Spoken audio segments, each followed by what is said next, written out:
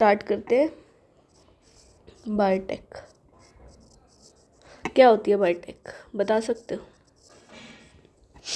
Biotech दो term से मिलकर बनी हुई है, दो क्यों तीन। सबसे पहले bio, then technique and third logy. तीन वर्ड से मिलकर बनी हुई है। बायो का मतलब क्या होता है? बायो का मतलब होता है लिविंग, मतलब लिविंग ऑर्गेनिजम्स की बात करेंगे हम इसके अंदर। दूसरा वर्ड है टेक्निक्स, मतलब जो टेक्निक्स आप यूज़ करेंगे किसमें?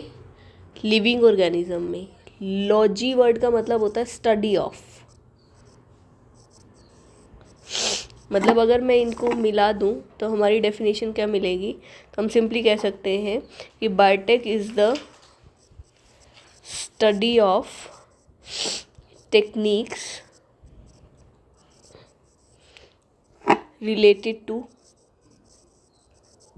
living organisms, right. Living organism से रिलेटेड जितनी भी टेक्निक्स हैं उसे इम्प्रूव करने के लिए, उसके अंदर कुछ मॉडिफिकेशंस करने के लिए जितनी टेक्निक्स हम यूज़ करेंगे वो सारी किस में इंक्लूड की गई? बायोटेक में। अब ये जो बायोटेक है, फर्दर इसके दो प्रिंसिपल्स हैं।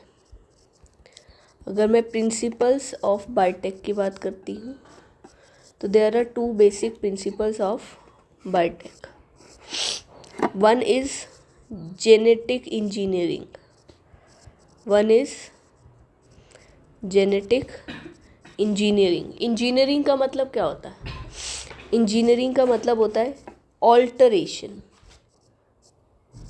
या फिर मैं इसकी जगह दूसरी टर्म यूज़ करूँ तो मॉडिफिकेशन। किसी भी चीज़ की मॉडिफिकेशन, क्योंकि देखो किसी भी, अगर मैं एक सिंपल इंजीनियर की बात करूँ तो इंजीनियर क्या काम करता है? जो भी जिस भी चीज़ का वो इंजीनियर है वो उसके अंदर कुछ ना कुछ मॉडिफिकेशन करता है, अल्टरेशन करता है, उससे कोई नई चीज़ बन जाती है तो हम कहते हैं उसने इंजीनियरिंग कर दी, राइट। तो सेम इंजीनियरिंग का मतलब अल्टरेशन करना या फिर मॉडिफिकेशन करना। अब इंजीनियरिंग के साथ एक जो दूसरी टर्म लगी हुई है दैट इज़ जेनेटिक। मतलब अगर मैं जेनेटिक इंजीनियरिंग की बात कर रही हूँ तो वो क्या कहता है? जेनेटिक इंजीनियरिंग मतलब ऑल्टरेशन ऑफ जीन्स। अब वो दूसरा क्या बता रहा है? क्योंकि फर्स्ट था हमारा जेनेटिक इंजीनियरिंग। जेनेटिक इंजीनियरिंग मतलब ऑल्टरेशन ऑफ जीन्स, जीन्स में कुछ भी मॉडिफिकेशन कर देना और उस मॉडिफिकेशन से कुछ नई चीज़ बनाना, किसी लिविंग ऑर्गेनिज्म में कुछ नई इन्वेंशन करना, वो सारी चीज़ें क्या है?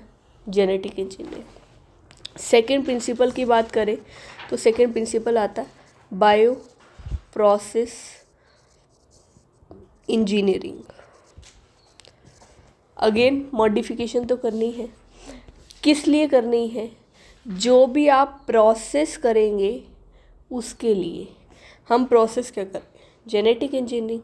मतलब जेनेटिक इंजीनियरिंग को करने के लिए जो हमें कंडीशंस मेंटेन करनी है, ये उन कंडीशंस की बात कर रहा है। कौन सी कंडीशंस हमें चाहिए?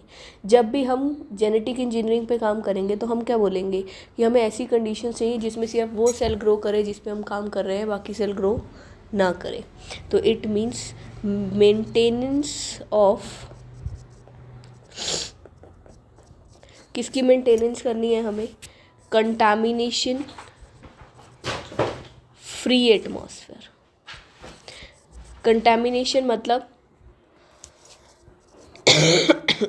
कंटामिनेशन मतलब होता है इम्प्योरिटीज़। एक तरह से कोई भी अनडिज़ायर्ड चीज़ को हमें वहाँ से रिमूव करना है, ऐसी कंडीशन मेंटेन करनी है जिसमें अनडिज़ायर्ड चीज़ ना हो, सिर्फ हमारे डिज़ायर्ड माइक्रोब्स ही ग्रो कर सकें। So these are the two basic principles of biotechnology. अब अगर मैं बायोटेक्नोलॉजी के फर्दर स्टेप्स की बात करते हैं, स्टेप्स ऑफ बायोटेक। अगर बायोटेक के स्टेप्स की बात करें तो बायोटेक जब भी हम करते हैं तो उसका सबसे पहला काम होता है फॉर्मेशन ऑफ रिकॉम्बिनेंट डीएनए। अब बात ये आ गई कि रिकॉम्बिनेंट डीएनए होता क्या है। Formation of recombinant DNA.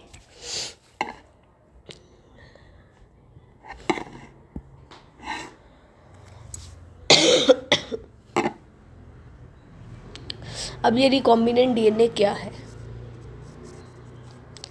ध्यान से देखते हैं। नाम से समझ में आ रहा है हमें, रिकॉम्बिनेंट। रिकॉम्बिनेंट का मतलब क्या हो गया, combination of two, combination of two, ठीक है। रिकॉम्बिनेंट का मतलब क्या है, डीएनए का मतलब क्या होता है, कॉम्बिनेशन ऑफ टू।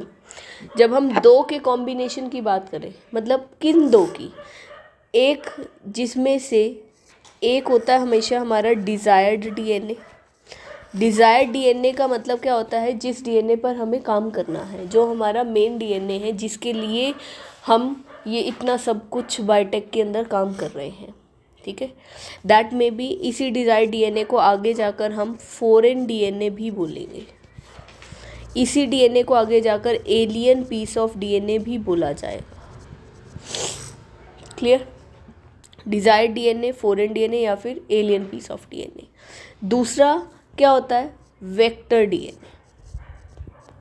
दूसरा क्या होता है, वेक्टर डीएनए।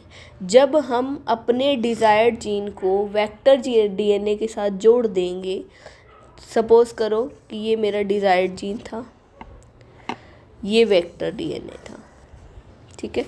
अब मैंने क्या किया, इन दोनों को आपस में जोड़ दिया। जब इनको आपस में जोड़ा तो ये कैसे बना,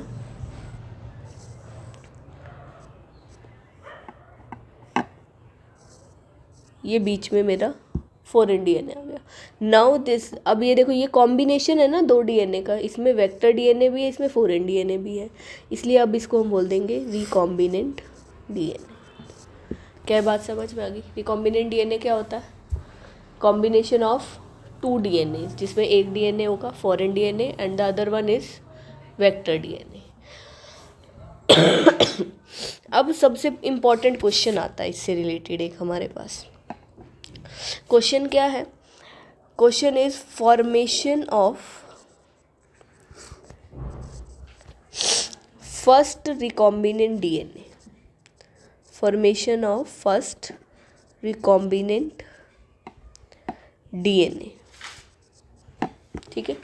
कि पहला रिकॉम्बिनेंट डीएनए कैसे बना था, किसने बनाया था, this is the important point. ये क्वेश्चन भी हो सकता है, किसने बनाया सबसे पहले इस के बारे में।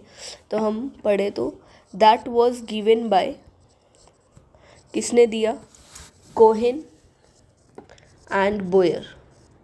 ये दो साइंटिस्ट थे जिन्होंने फर्स्ट रिकॉम्बिनेंट डीएनए की सिंथेसिस की थी। बात ये आएगी कि फर्स्ट रिकॉम्बिनेंट डीएनए कैसे बनाया गया, ठीक है। तो इसको ध्यान से देखो। फर्स्ट रिकॉम्बिनेंट, देखो अब हमें पता है अगर हमें रिकॉम्बिनेंट डीएनए बनाना है तो हमें दो चीज़ें चाहिए, एक डिज़ायर्ड जीन और दूसरा वेक्टर डीएनए, ठीक है। अब देखो उसने क्या किया, इन दोनों साइंटिस्ट ने सबसे पहले एक फॉरेन डीएनए लिया। ये हमारा फॉरेन डीएनए था। ये जो फॉरेन डीएनए था ये एक्चुअल में एक एंटीबायोटिक रेजिस्टेंट जीन था। क्या था ये, एंटीबायोटिक रेजिस्टेंस जीन। क्या बात समझ में आ गई हमें, क्या था ये, एंटीबायोटिक रेजिस्टेंस जीन। अब फॉरेन डीएनए तो हमने लिया, या फिर मैं बोलूँ कि ये डिज़ायर्ड जीन की तरह काम करेगा जिस पे हम काम करेंगे। क्लियर है पॉइंट।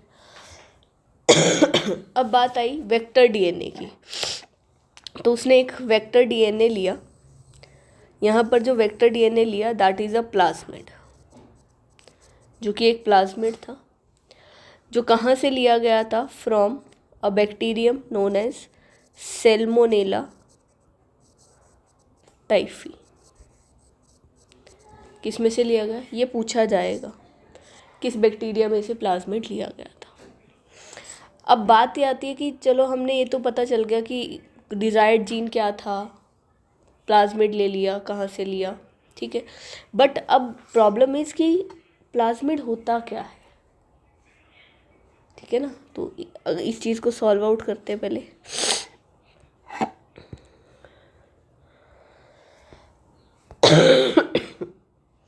कि प्लाज्मिड होता क्या है।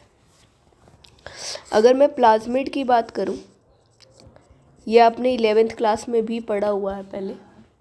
It is the autonomously replicating circular piece of DNA. Circular piece of DNA. क्या ये बात समझ में आ गई? It is autonomously replicating circular piece of DNA. हर टर्म का मीनिंग निकालते जाओ, तुम्हें इसके फीचर्स पता चलते जाएंगे. ऑटोनोमसली मतलब ऑटोमेटिक, अपने आप काम करता है. क्या काम करता है अपने आप? रेप्लिकेशन. कैसी शेप होती है? Circular piece of DNA.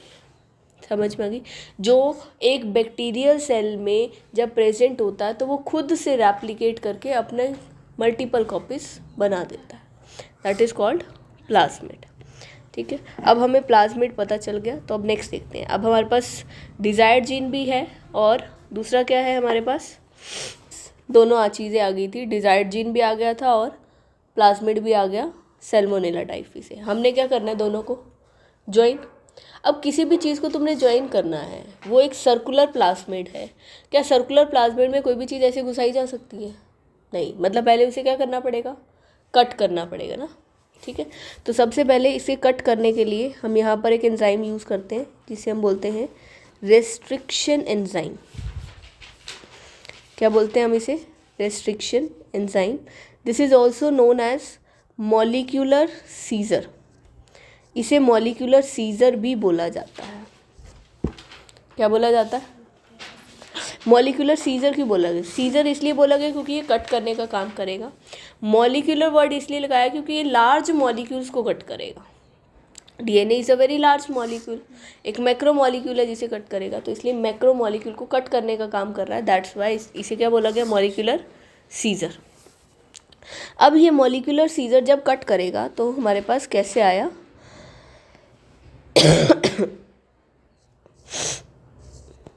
ये हमारे पास डिजायर्ड जीन था. मॉलिक्यूलर सीजर ने प्लाज्मिड को कट कर दिया. ये इस तरीके से कट हो गया. ठीक, अब कट कर दिया तो इस डीएनए को अगर मुझे यहाँ पर प्लेस करना है तो मुझे क्या करना पड़ेगा? इनको ज्वाइनिंग करने के लिए ग्लू चाहिए.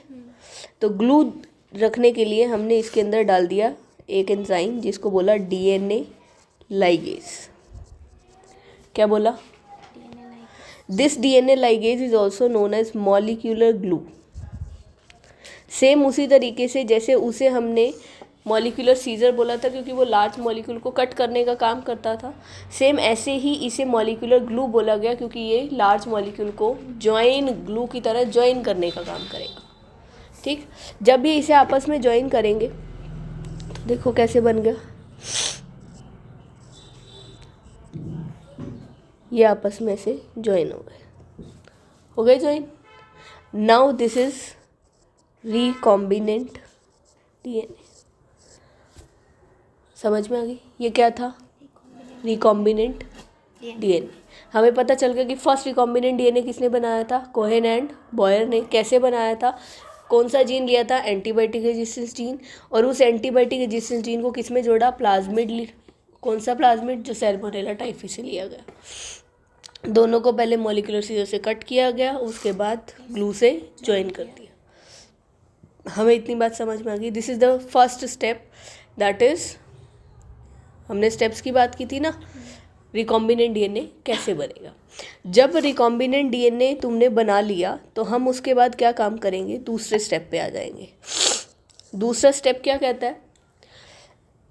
प्लाज्मिड बना लिया. प्लाज्मिड सेल के बाहर कोई भी काम नहीं करेगा. हमें क्या करना पड़ेगा? इसको सेल के अंदर ट्रांसफ़र करना पड़ेगा. तो now the second is gene transfer. अब इस जीन को हम ट्रांसफ़र करेंगे किस में? Into a competent host.